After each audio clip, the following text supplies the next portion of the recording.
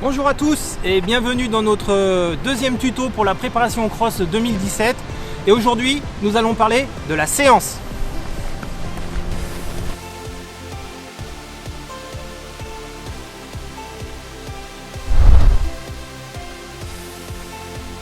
Choisissez dans un premier temps un parcours plat, étalonné, pas trop long, 2 à 3 km. Un circuit dans un parc fera très bien l'affaire pour la première période d'entraînement. Pour certaines séances, une piste de 400 mètres sera plus adaptée. À défaut, un stade pourra très bien faire l'affaire, surtout pour la seconde période d'entraînement, où vous aurez besoin d'étalonner votre distance à parcourir en fonction de vos séances.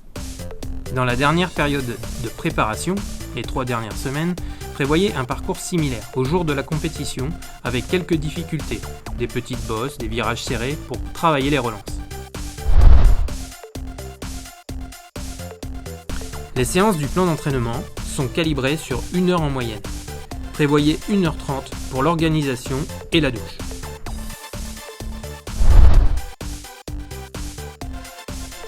Premièrement, les chaussures.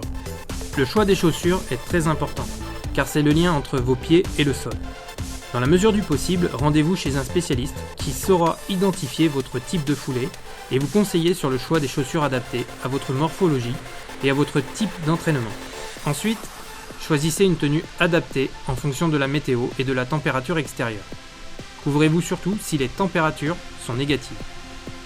Enfin, dotez-vous d'outils de mesure pour contrôler votre entraînement et respecter la distance à parcourir, la vitesse ou la durée de vos séries d'exercices.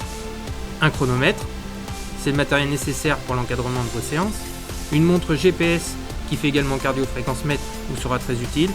Ou alors, une application gratuite sur votre smartphone pourra très bien faire l'affaire.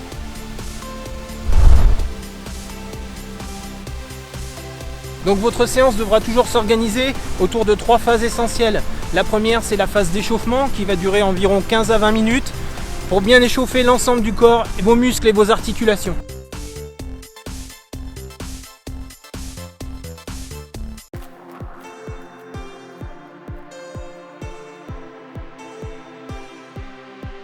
La deuxième phase essentielle, c'est le corps de séance qui va se dérouler sous forme d'exercice que vous retrouvez dans le plan de séance.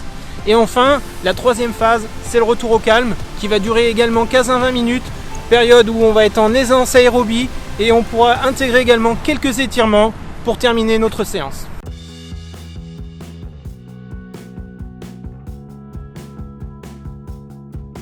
Le plan d'entraînement est en ligne sur spirale, avec 3 périodes de préparation distinctes. Ces périodes de 4 semaines sont progressives dans le volume et l'intensité des différents types de séances. Vous retrouverez également tous les outils nécessaires à l'organisation et à la préparation de vos séances. La phase pré-compétitive, deuxième période, pourra durer 8 semaines, organisée en 2 cycles de 3 semaines de travail, suivis d'1 semaine de relâchement et de récupération. Pour vous aider dans votre préparation, nous allons détailler les 3 types de séances clés à réaliser. Premièrement, la séance d'endurance fondamentale et la préparation physique générale.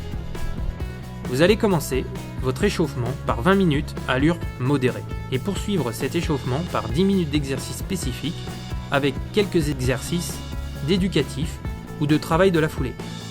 Ensuite, vous réaliserez 6 à 8 lignes droites en accélération progressive pour terminer la séance. Ces lignes droites peuvent être réalisées sur la longueur d'un terrain de foot ou en diagonale et la récupération se fera en footing sur la largeur.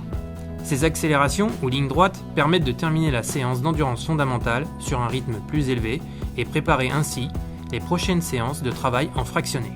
Les exercices de préparation physique générale peuvent être réalisés à la suite d'une séance d'endurance fondamentale ou sur des séances complémentaires sous forme de circuit training, où vous pourrez alors enchaîner ces exercices.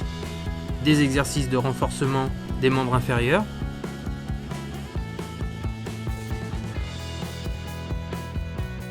des exercices de gainage et de renforcement des muscles du tronc,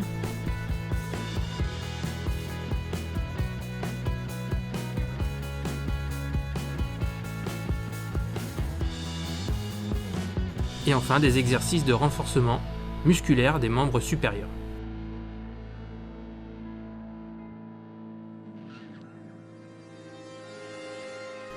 Pour réaliser cette séance, après 20 minutes de course en footing et 5 minutes d'accélération progressive en ligne droite pour faire monter la fréquence cardiaque, vous allez devoir ensuite réaliser 2 séries de 6 enchaînements de 30 secondes à 100% de la VMA, puis 30 secondes de récupération en footing. Entre chaque série, vous devrez récupérer sur 5 minutes en course à allure réduite, entre 60 et 70% de votre VMA. Pour ce type de séance, il est important de bien étalonner la distance à réaliser sur 30 secondes. Pour cette séance, vous allez devoir donc vous servir de votre VMA réalisé lors du test dans le tuto 1. Vous allez ensuite vous servir de votre fiche individuelle de suivi et de votre tableau d'allure à VMA pour organiser votre entraînement. Reprenons nos outils. Quelle distance vais-je devoir parcourir en 30 secondes? Ma VMA est de 14 km/h. Pour une séance de 30-30, je devrais alors parcourir 117 mètres en 30 secondes.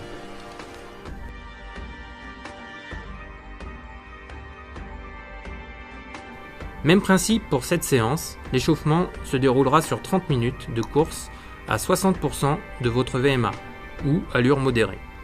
Vous devrez ensuite réaliser 4 séries de 5 minutes en course à 80% de votre VMA, ce qui correspond à une allure de course le jour du cross.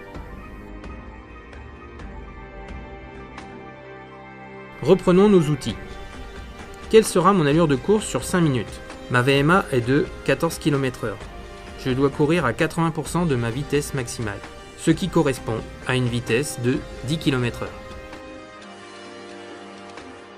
Je vais vous donner maintenant quelques petits conseils pour réaliser et bien structurer vos séances. Avant toute chose, bien encadrer le nombre de séances à réaliser par semaine. 1 à 2 séances c'est bien, 3 séances c'est mieux, c'est sûr, mais si vous faites 2 séances, assurez-vous de faire une séance d'endurance fondamentale et une séance de qualité en VMA ou au seuil. Deuxième point, respectez bien le rythme imposé par le plan d'entraînement et n'allez pas trop vite dans l'enchaînement des séances au risque de vous blesser. Troisième point, hydratez-vous suffisamment et réalisez à la suite de vos séances quelques assouplissements ou étirements qui seront nécessaires pour d'une part bien récupérer et préparer les séances suivantes. Si vous avez des questions ou des interrogations concernant vos séances, n'hésitez pas à vous rapprocher de vos encadrants sportifs, ils sont là pour vous conseiller lors de vos séances.